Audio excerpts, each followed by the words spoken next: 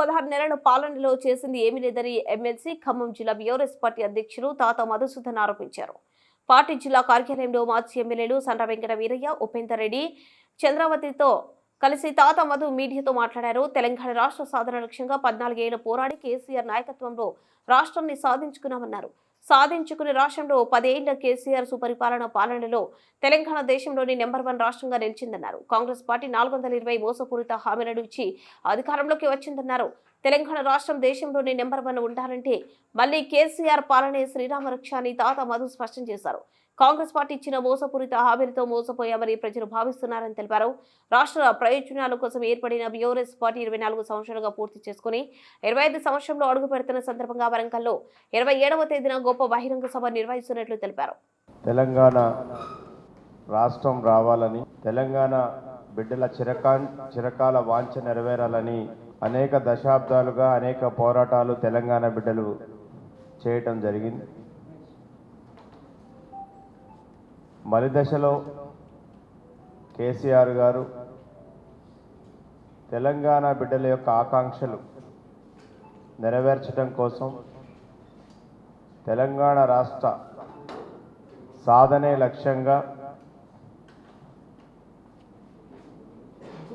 తెలంగాణ రాష్ట్ర సమితి టీఆర్ఎస్ పార్టీని స్థాపించి 24 సంవత్సరాలు పూర్తయి 25వ సంవత్సరంలో అడుగుడుతున్న సందర్భంగా తెలంగాణ ఉద్యమానికి గుండెకాయలాగా ఉన్నటువంటి, తెలంగాణ ఉద్యమానికి ఊపిరిలు అందించినటువంటి వరంగల్ జిల్లా వేదికగా ఈ నెల 27న బీఆర్ఎస్ పార్టీ రజతోత్సవ బహిరంగ సభ కేసీఆర్ గారి నాయకత్వాన జరుగుతున్నటువంటి విషయం మీ అందరికీ తెలుసు. ఈ 24 సంవత్సరాల్లో బీఆర్ఎస్ పార్టీ అనేక ఎత్తు పల్లాలు చూడటం అనేది జరిగింది.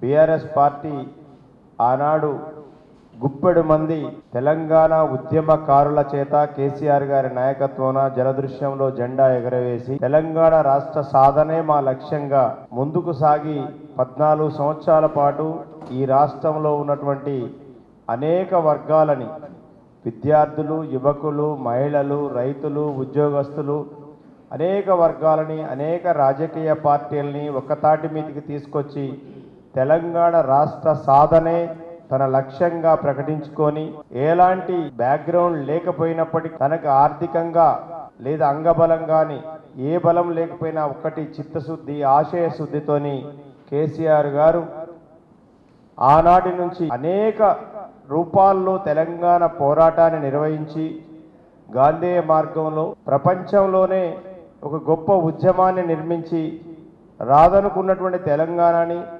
ఢిల్లీ పాలకుల యొక్క మెడలు వంచి తెలంగాణ రాష్ట్రాన్ని సాధించడం అనేది వచ్చిన తెలంగాణ రాష్ట్రాన్ని భారతదేశంలో ఒక గొప్ప రాష్ట్రంగా మలచాలని, తెలంగాణ ఒకప్పుడు అత్యంత వెనుకబడ్డ ప్రాంతంగా ఉంటే కేసీఆర్ గారి నాయకత్వంలో గత 10 సంవత్సరాల్లో సుపరిపాలనకు కానివ్వండి, సంస్కరణలకు కానివ్వండి, లేదా అనేక రంగాల్లో భారతదేశంలోనే ఒక మేటి రాష్ట్రంగా తెలంగాణ రాష్ట్రం రూపొందటానికి కేసీఆర్ గారి యొక్క ఆలోచనలు, కేసీఆర్ గారు తీసుకొచ్చిన సంస్కరణలు మొత్తం యావత్ తెలంగాణ సమాజాన్ని ఈరోజు భారతదేశంలో ఒక గొప్ప సమాజంగా నిలబెట్టేటువంటి ప్రయత్నం కేసీఆర్ గారు చేసి దాంట్లో సఫలీకృతులు కావడం అనేది జరిగింది.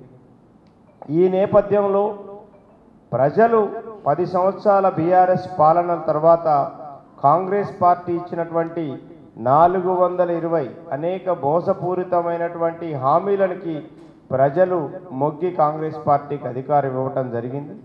16 నెలల పాలనలో కాంగ్రెస్ పార్టీ కరెక్ట్ కాదు, తెలంగాణ రాష్ట్ర ప్రయోజనాలు నెరవేరాలి అంటే, తెలంగాణ రాష్ట్రం ముందుకు పోవాలి అంటే, తెలంగాణ రాష్ట్రం భారతదేశంలో గొప్ప రాష్ట్రంగా ఉండాలి అని అంటే మళ్ళా కేసీఆర్ గారి రావాలి, కేసీఆర్ గారి యొక్క పరిపాలనే ఈ రాష్ట్రానికి శ్రీరామ రక్షని ఈ రాష్ట్ర ప్రజలు 16 నెలల కాలంలోనే గ్రహించడం అనేది జరిగింది.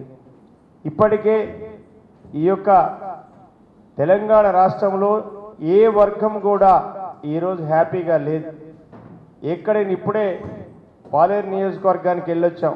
పెద్దలు కందాల ఉపేందర్ రెడ్డి గారి నాయకత్వంలో పార్టీ జెండా ఆవిష్కరణ కోసం నేను సండ్ర వెంకట వీరయ్య గారు ఉపేందర్ రెడ్డి గారితో పాటు కలిసి వెళ్ళటం గతంలో కాంగ్రెస్ పార్టీకి ఓటేసినటువంటి వాళ్ళు కూడా జెండావిష్కరణకు వచ్చి సార్ మేము పొరపాటు చేశాం సార్, మీకు ఓటేయకుండా మేము తప్పు చేశాం సార్, మేమేం కోల్పోయాం మాకు ఇప్పుడు అర్థమవుతుంది సార్ అని చెప్పి వాళ్ళు చెప్పడం జరిగింది.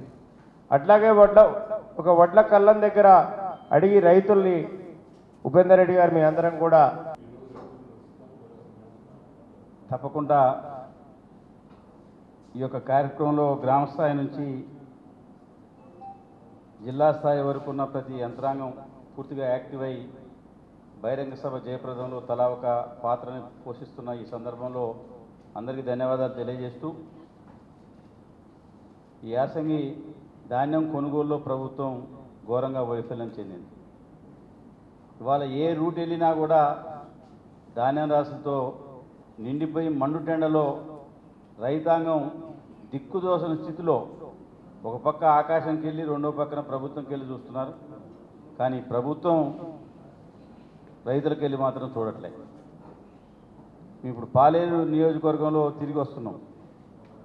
అక్కడ మిల్లులకు కొండపల్లి తీసుకెళ్ళి 3 రోజులు అయింది, ఇప్పటివరకు దిగుమతి కాల, పట్టించుకున్న పరిస్థితి లేదు. బస్తాలు సక్రంగా రావట్లేదు. బస్తాలను ఇందిరమ్మ కమిటీలకు ఒప్పచెప్పారు. తరుగు కింటాకి 7 కేజీలు తీస్తున్నారు. 7 కేజీల తరుగు తీస్తున్నా కొంతమంది రైతులకు ఏం తిరుగుతుంలే అని ఒప్పుకున్నా కూడా మళ్ళీ ఏదో ఒక పేచీ పెట్టి మిల్లుల దగ్గర ఇబ్బంది పెడుతున్న పరిస్థితి కనపడుతున్నది. ఇవాళ ఇళ్ళ ఎంపికలో ఎట్లయితే పక్షపాతంతో తప్పుడు పద్ధతిలో లబ్ధిదారులు ఎంపిక చేసి వాళ్ళ నాయకులే రోడ్డు మీదకి వచ్చిన పరిస్థితి ఉందో, బస్తాలను కూడా ఇందిరమ్మ కమిటీలకు ఒప్పచెప్పారు.